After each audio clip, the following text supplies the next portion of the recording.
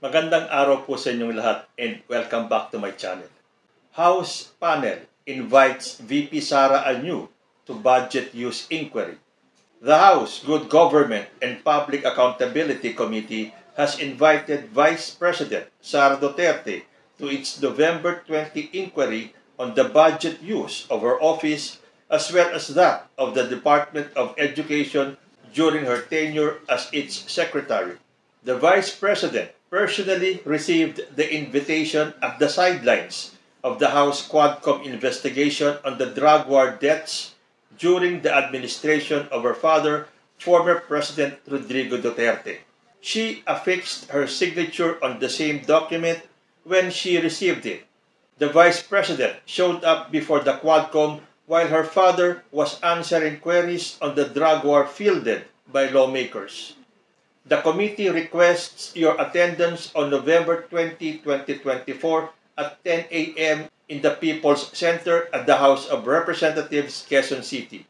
Your presence is necessary to provide clarifications on the Office of the Vice President's budget utilization from your assumption of office in 2022 up to present, including questions on the projects, programs, and or beneficiaries of said projects, programs of your honorable office, regular and confidential funds, and other related matters. The committee's letter to the Vice President read, "As this is a legislative inquiry, we request that all communications, including any reasons for non-appearance, be submitted in written form for documentation purposes.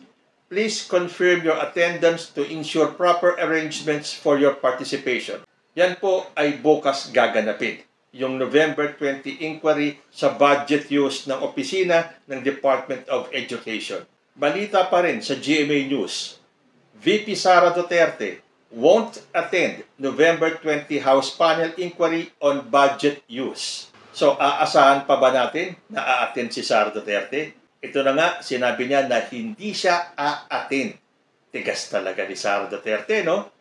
Vice President Sara Duterte said she will not attend the November 20 House Good Government and Public Accountability Panel Inquiry on the budget use of her office and the Department of Education during her stint.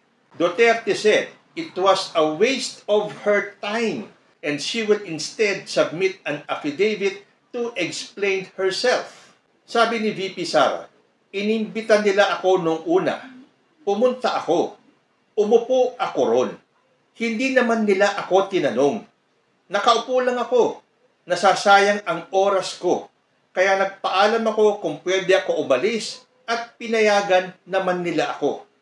Alam nyo, kung matatandaan po natin, inimbita siya nung una. Pumunta siya. Naupo siya, hindi naman siya tinanong. Bakit siya hindi tinanong? Dahil hindi po siya nag-take ng oath. So, paano mo tatanungin ang isang taong hindi nanumpa? Hindi mo alam kung totoo o hindi ang sasabihin niya. So, hindi talaga siya tatanungin kasi hindi naman siya nanumpa. O ano-ano pang dahilan na keso resource person lang siya, hindi siya witness, or is it the other way around? Pero alam naman po natin, resource person ka or witness ka, pare-pareho pong nanunumpa. Tapos sasabihin ni Sara Duterte ngayon, inimbitahan siya, pumunta siya, umupo siya, hindi naman siya tinanong.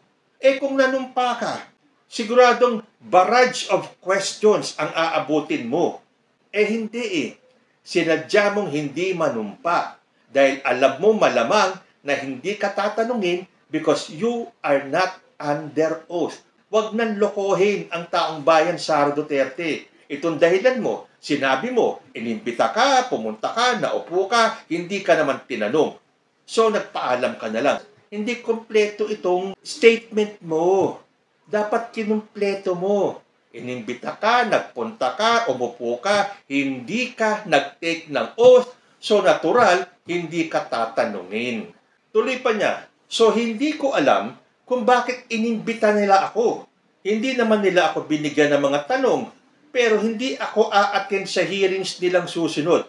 Kasi nandun na ako eh. Pumunta ako, pero wala naman silang ginawa sa akin. Pinaupo lang ako. O kita na ninyo, twisted na naman tong statement ni Sara para isipin ng kanyang mga followers and supporters na hindi naman siya tinanong, nagpunta naman siya. Natatakot siguro kay Sara Duterte. Yun ang iisipin ng mga DDS. Takot siyang tanungin.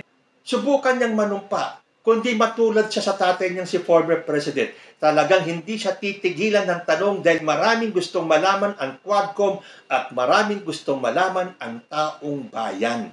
So, subukan mong pumunta at manumpa ka. At talagang ikaw na ang magsasawa sa mga itatanong nila sa'yo. Tapos sasabihin mo pa, hindi ko nga alam kung bakit inimbita nila ako eh. Come on, Sara Duterte. Huwag nang lokohin ang taong bayan. Mga supporters mo na lang ang nauuto mo. Wala ka ng ibang mabubudol pa.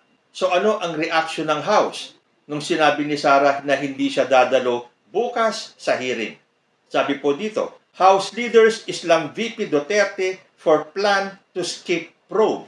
The House of Representatives criticized Vice President Sara Duterte for planning to skip November 20 hearing on the confidential funds before House Blue Ribbon Committee. On Friday, Duterte announced that she would not attend the investigation into the alleged misuse of funds allocated to the Office of the Vice President and the Department of Education, which she previously headed. Instead, she stated that she would respond to the findings through a written affidavit. I won't attend the next hearings, sabi ni Sara Duterte. I already went there, but we plan to send a letter and we plan to say why.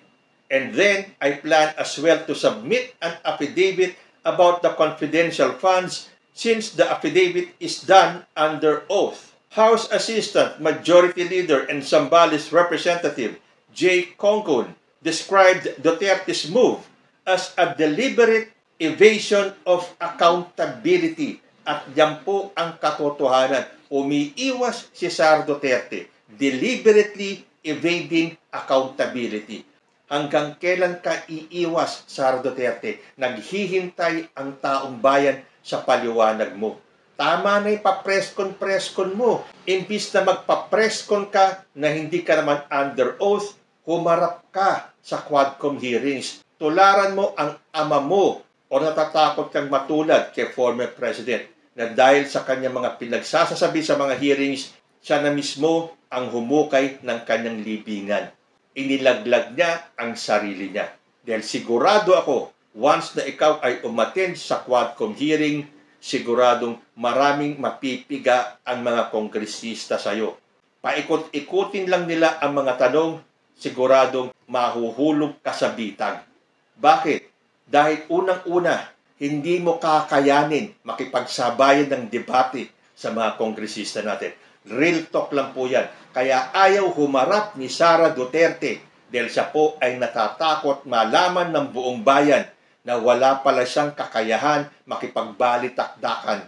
Hindi niya kayang ipagtanggol yung kanyang confidential funds. Kasi kung wala talagang itinatagong mali or walang kasalanan si Sara Duterte, bakit hindi humarap at magpaliwanag sa buong bayan? Hindi lang naman sa mga kongresista siya magpapaliwanag eh. Dahil ang tagal na pong hinihintay ng taong bayan ang kanyang paliwanag.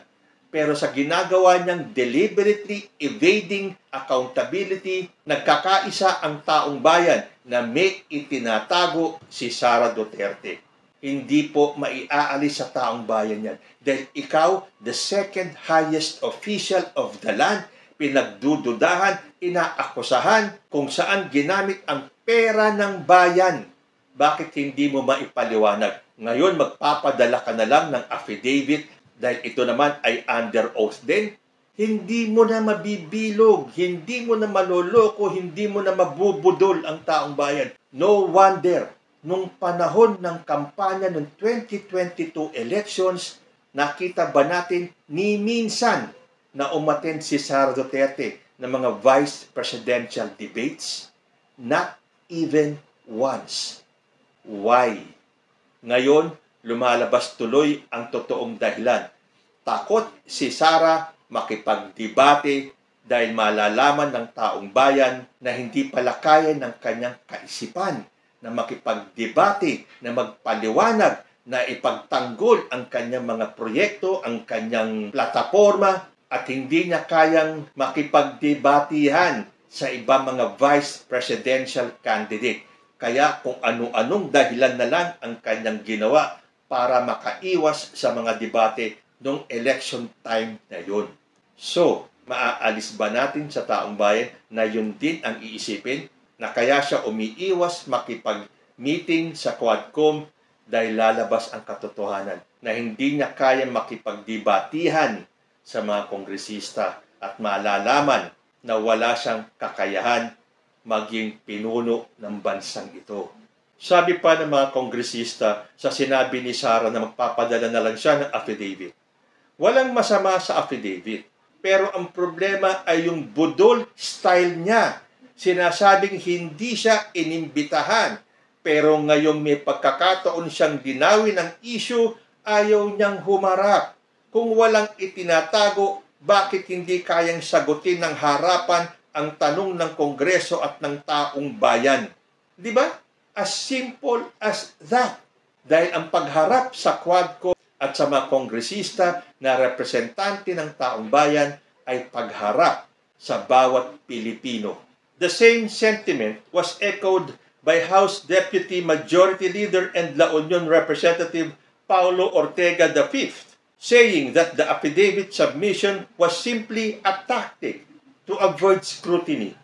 Yun na nga ba eh. Hindi na mapapaikot ni Sara Duterte ang ulo ng mga Pilipino. Halatang halata, diversionary tactic, avoiding accountability, or simply takot humarap.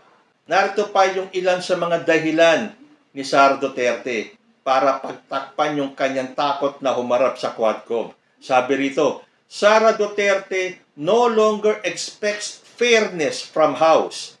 Says probes are political persecution. Nasaan ang persecution doon? Kailangan mo lang naman magsabi ng totoo. Kung totoo ang sasabihin mo, kung wala kang itinatago, di ilantad mo sa buong Pilipinas na wala kang ginagawang anomalya. Ano ang persecution doon? Sa tatanungin ka lang kung saan mo ginastos, saan mo dinala ang perang bayan. You call that persecution? Tapos dadaanin mo sa affidavit at sasabihin mong under oath din naman yan? Tuloy ko, sabi pa ni Ortega, isang pambubudol na naman ito sa ngalan ng panawagang sumagot si VP Sara dahil gagamitin ang affidavit para makatakas at hindi na mag-appear sa hearing. Hindi ito sapat para linawin ang mga issue ng confidential funds. Harapin niya ang mga tanong ng publiko at ng Kongreso. Lagi na lang dahilan ni Sara Duterte, pinopolitika daw siya ng mga kongresista. Nasabi tuloy ni Representative Dan Fernandez, the easiest way to evade issues is to call them politically motivated. Sa tingin ninyo, sino po ang namumulitika? Hindi ba si Sara? Iniimbitahan ka lang sa House Quadcom para magpaliwanag. Sasabihin mo, pinopolitika ka na kagad. Dahilan mo, hindi magiging patas ang House Quadcom. Ang hinihiling lang naman ng taong bayan sa iyo ay magpaliwanag ka. Dahil sabi nga dito VP Duterte, kauna-unahang Vice Presidente na nakatanggap ng malaking halaga ng confidential fund. Ano ba naman yung ipaliwanag mo? Kung saan mo dinala, kung saan mo ginastos ang pera ng bayan. Yun po ang dapat nating iyukilkil sa isipan ni Sara Duterte. Yang ginastos mong yan ay pera ng bayan at karapatan ng taong bayan malaman kung saan mo dinala ang pera. Meron pa akong isang nabasang comment ni Sara Duterte nung pinag-withdraw siya ng kanyang ama sa politics. Sabi po ni former President, si Inday, pasalamat ka na lang sa Diyos na ang tatay mo naging presidente, ikaw naging vice president. Bihirang-bihira yan. Bihira sa isang pamilya. Hindi lahat ng pamilya sa Pilipinas. Pasalamat na lang tayo. Now, as fast as you can, get out of politics. Ano ang sagot ni Sara Duterte? Sabi niya, darating din tayo doon na hindi na ako sasali sa politics. Ako man, gusto ko rin. Ang problema ko is that I need to answer to 32.2 million Filipinos who gave confidence and trust for me to become the Vice President of everyone. Ulitin ko lang po, sabi niya, darating din tayo doon na hindi na ako sasali sa politics. Ako man, gusto ko rin. Ang problema ko is that I need to answer to 32.2 million Filipinos who gave confidence and trust for me to become the Vice President of everyone. Ayun naman pala eh. Meron ka pa palang kailangan sagutin sa 32.2 million Filipinos. At tandaan mo, nung nanalo kang Vice President, hindi ka lang answerable doon sa 32.2 million Filipinos, kundi sa buong sambayanan. You are answerable to all Filipinos. At kung binabalak mo ang umalis dahil sabi mo, gusto mo rin na iwanan na ang politika, pero ang problema mo, meron ka pang dapat sagutin sa 32.2 million Pilipino na bumoto sa iyo. Ang dami mong nabudol, VP Sara.